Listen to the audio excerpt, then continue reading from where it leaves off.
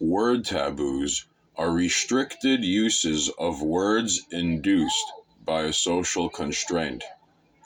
This can occur very naturally and in a very top-down fashion. A natural example is the term pass away in English. We say someone has passed away, often to avoid directly naming the deceased and their cause of death. It's a respectful restriction of speech.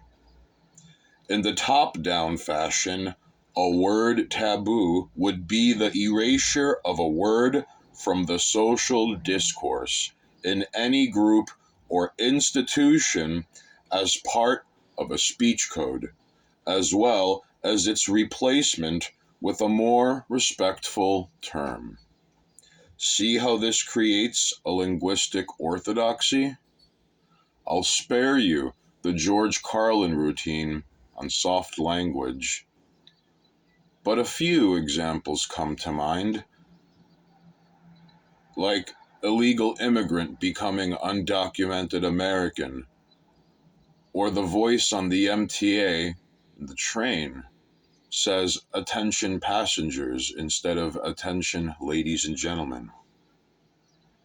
There are countless examples of this, some seemingly benign and others magnificently ugly and incomprehensible.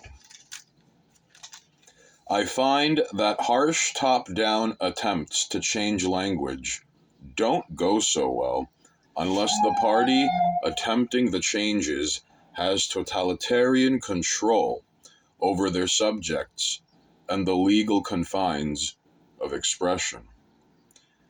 It would have to be like a college campus speech code, but encompassing a larger swath of words and terms, sometimes with no alternatives for these words and terms. Subtle changes over a short period of time are mostly due to cultural and societal pressures. Words change according to their influenced sensibilities, and thus words die, because the reason and logic that compromises their definition is lost to the crucible of emotional response.